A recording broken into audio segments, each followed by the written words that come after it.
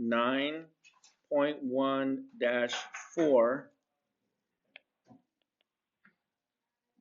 modular graphs day 4.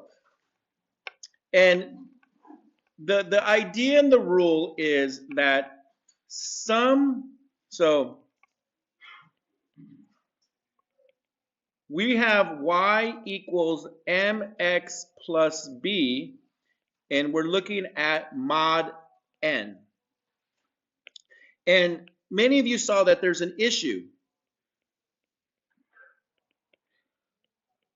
When m is close to the value of n,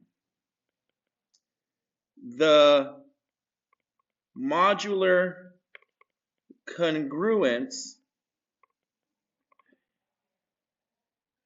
has to be done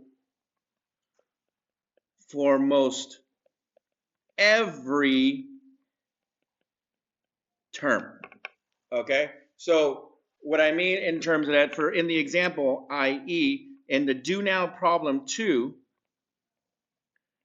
we had y equals 16x mod 20. You can see that 16 is very close to 20, right? So when we were filling out the table, when we were doing the table, I'm not going to do it for all the values, but just so that we can kind of get the picture. We had x, we had y, 0, 1, 2, 3, and 4. I'll just go there. The first one, of course, is 0. That's nice. The next one was 16. That was nice. That wasn't too bad. But then, because we remember, we're adding plus 16. But the next one, when I add 16, I get 32, and then I have to subtract the 20 from the mod to get me 12. Okay. Then I can do plus 16 again. That's gonna now say 12 plus 16. You got to do that mental math in your head. That's gonna give me 38. Then I have to subtract, or sorry, 28. See. And then I have to subtract 20, which gives me 8. Then I have to do another 16, which is going to give me 24 minus the 20, which is going to give me 4. And you can see that in that process, it can be very much annoying. But a lot of you noticed, some of you noticed there was another pattern that you could have done, and that instead of doing it this way, you might have noticed that when you were x, y, 0, 1, 0, sorry, 1, 2, 3, 4, 5, 6, 7. Okay, I had 0, then I had 16, then I got to 12, and you're like, wait a minute, there's a pattern going on. And instead of doing it this way, it was like, oh, it's the same thing as minus 4 was happening, because 8, then 4, so minus 4, I get to 0. After 0, I go negative 4, but it's 20, so I get back to 16, 12, 8. And so when doing this problem, if for some of you that were able to recognize that instead of just trying to add 16 every single time, which made the math very difficult to do it in your head, right? I had to add 16, and then I had to subtract the 20 because I was on a value more than 20. And this is actually a property. This is the way I wanted you to do it. And the rule is that if we have y equals mx plus b mod n, this is the same thing as y equals n minus m x plus b.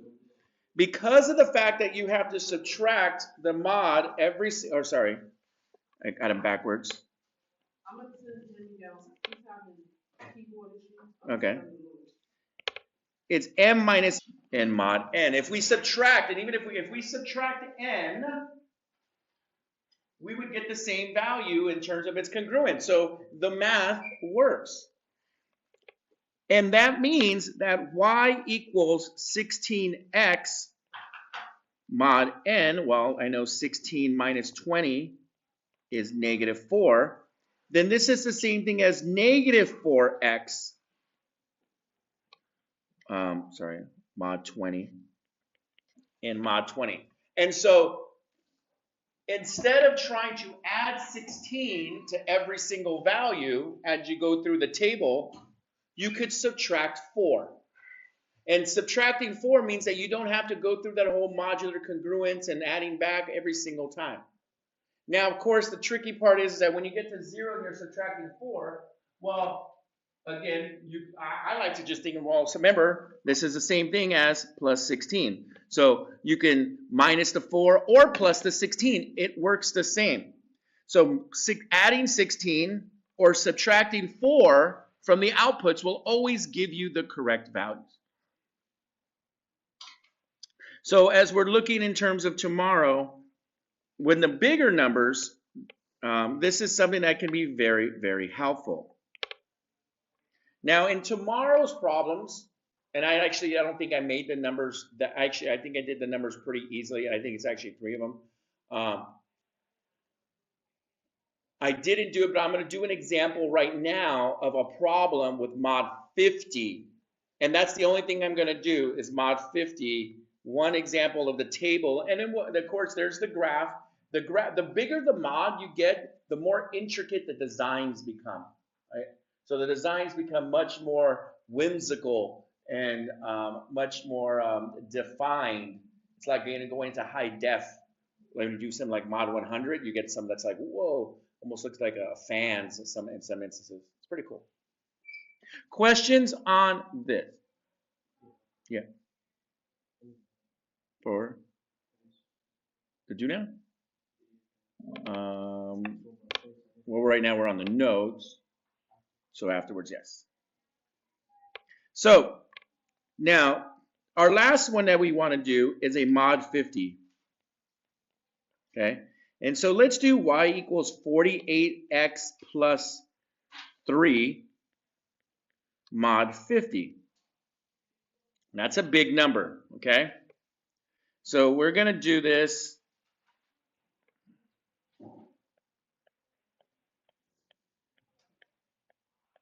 And we won't do the whole thing. In your do now tomorrow, it is all the values are there. But 0, 1, 2, 3, 4, 5, 6, 7, 8, 9. And the table keeps going on, but it's notes. We don't have to go through the whole thing because we want to know what the process is. All right. So what's my first output?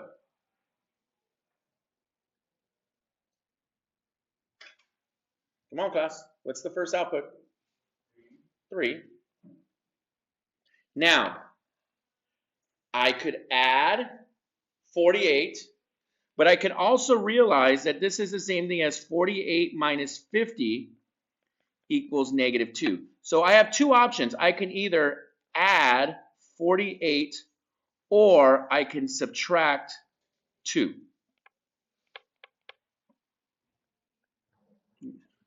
Okay, so what's easier to do? Adding 48 or subtracting 2 from 3?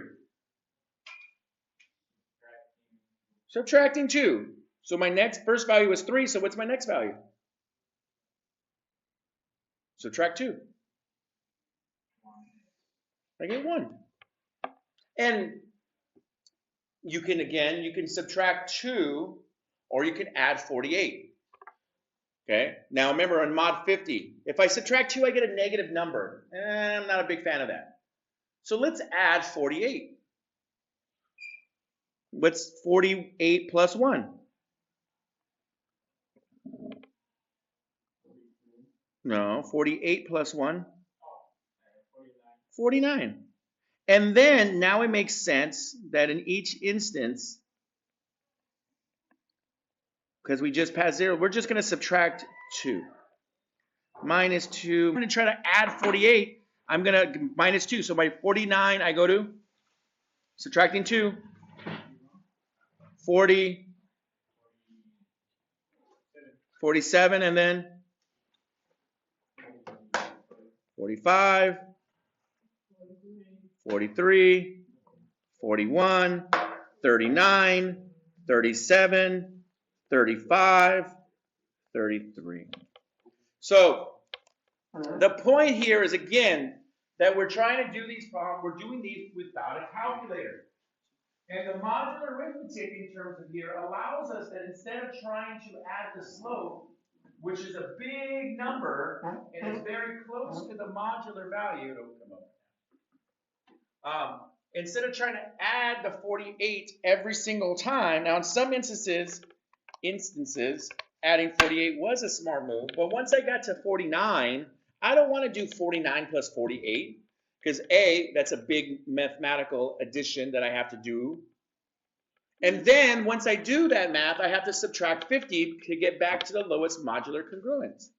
So you're adding two steps. You're having a difficult step of adding big numbers, and then you have to still add an additional step to subtract 50 to get to the lowest modular congruence. Instead, the much easier one is just subtract by 2 each time. So I started off with subtracting by 2, and then I was like, well, you know what? I could subtract by 2.